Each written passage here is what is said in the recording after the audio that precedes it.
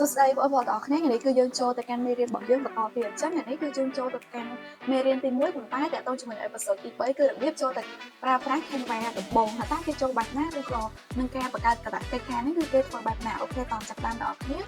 ជាដំបូងអ្នកនរសូមចូលមកកាន់ផ្ទះឬក៏ interface នៃអេក្រង់របស់ computer បងប្អូនអ្នកនរគឺឃើញពាក្យថា Google Chrome អូខេអញ្ចឹងអ្នកនរអាច double click មក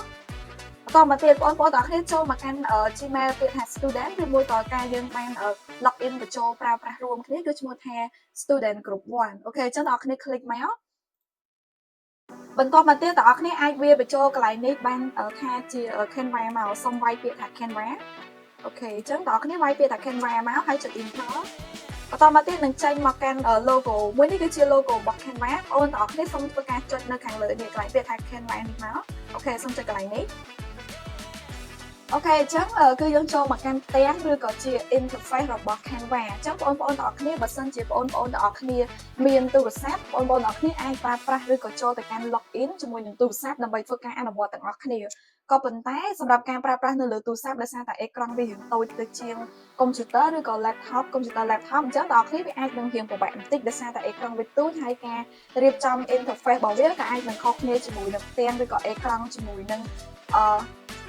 ដែលយើងប្រើប្រាស់នៅលើ computer laptop ដែរគឺវាមានភាពខុសគ្នាក៏ប៉ុន្តែអីទេនៅពេលដែលបងប្អូនទាំងអស់គ្នាចូលច្បាស់ថាតើពាក្យហ្នឹងគេធ្វើអីថាតើកន្លែងហ្នឹងចុចទៅដើម្បីអីអញ្ចឹងបងប្អូនគឺអាចប្រើប្រាស់បានដូចគ្នានៅលើ smartphone បាន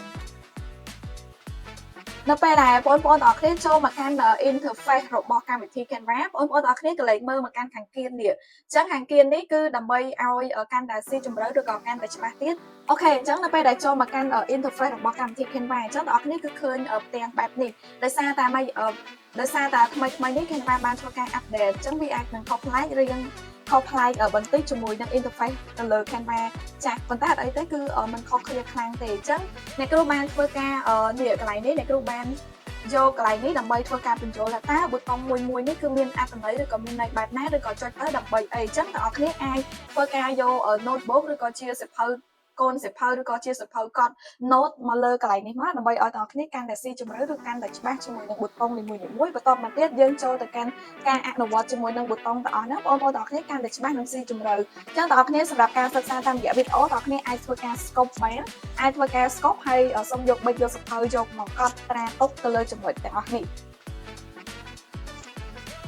អូខេអញ្ចឹងមួយនេះគឺជាផ្ទាំង interface របស់កម្មវិធី Canva ដែលអត់ទាន់បាន update ក៏ប៉ុន្តែបច្ចុប្បន្នគឺ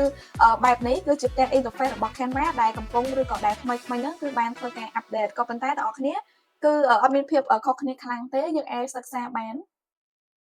អូខេអញ្ចឹងយើងចូលមកដល់ការបង្កើតសិល្បៈកិច្ចការនៅក្នុង Canva ឬក៏ការបង្កើតក្រដាស់ដូចយើងបានសិក្សាទៅលើកម្មវិធី Word Microsoft Word ហើយគឺយើងត្រូវការបង្កើតក្រដាស់កិច្ចការថ្មីអញ្ចឹងនៅលើ Canva គឺដូចគ្នាគឺត្រូវការបង្កើតក្រដាស់កិច្ចការដើម្បីយើងអាចធ្វើកិច្ចការបាននៅលើក្រដាស់មួយហ្នឹងអញ្ចឹងអូខេតោះអ្នកគ្នាអាចចាប់ផ្ដើមឬក៏អនុវត្តទៅតាមអ្នកគ្រូមួយបានអត់អីទេអូខេអញ្ចឹងអ្នកគ្នាសូមកលេចមកលើផ្ទាំង interface របស់ Canva អ្នកគ្នាមើលកន្លែងនេះគឺពាក្យថា create ឬក៏ជាសញ្ញាបូកអ្នកគ្នាអាច click នៅកន្លែងនេះអូខេនៅពេលដែល click កន្លែងហ្នឹងហើយវានឹងចេញមកបែបនេះបងប្អូនអ្នកគ្នាសូមមើលកន្លែងពាក្យថា custom size បងប្អូនអ្នកគ្នា click នៅលើពាក្យ custom size មកបងប្អូនអ្នកគ្នាអាចវាយបញ្ចូលលេខដូចដែលអ្នកគ្រូវាយបញ្ចូលនេះសិនមកគឺ2000គុណជាមួយនឹង2000 pixel អូខេអញ្ចឹងនៅពេលដែលបងប្អូនគ្នាបានធ្វើការវាយបញ្ចូលរួចហើយសូមចុចពាក្យថា create new design អូខេអញ្ចឹងនៅពេលនេះគឺយើងបានចូលមកកាន់ក្រដាស់នៃកិច្ចការឬមួយក៏ក្រដាស់នៅលើ Canva ហ្នឹងហើយអញ្ចឹងបងប្អូនទាំងអស់គ្នាសូមធ្វើការបង្កើតក្រដាស់កិច្ចការសិនបន្តមកទៀតអ្នកគ្រូនឹងបង្ហាញទៅលើធួនៃការ design ឬមួយក៏ប៊ូតុងនីមួយៗនៅខាងនេះទាំងអស់ថាតើប៊ូតុងនីមួយៗហ្នឹងគឺសម្រាប់ធ្វើអីសម្រាប់ស្វែងរក element អីសម្រាប់ស្វែងរកនៅរូបភាពបែបណាឬក៏សម្រាប់ការសរសេរឬក៏បន្ថែមលើតិចបែបណាបងប្អូនគ្នាសូមបង្កើតក្រដាស់កិច្ចការជាមុនសិនបើសិនជាបងប្អូនគ្នាមានចម្ងល់ឬក៏បង្កើតអត់បានទេឬមួយក៏ខុសប្លែកពីរបស់អ្នកគ្រូអញ្ចឹងបងប្អូនគ្នាក៏អាចទម្លាក់ជាសំណួរឬក៏ចម្ងល់ទាំងអស់ហ្នឹងតាមរយៈ comment បានឬមួយក៏អាចឆាតមក Telegram របស់អ្នកគ្រូផ្ទាល់បានដូចគ្នាអរគុណច្រើនបងប្អូនគ្នាអញ្ចឹងយើងនឹងជួបគ្នានៅវីដេអូបន្តទៀតសម្រាប់មេរៀនជាបន្ត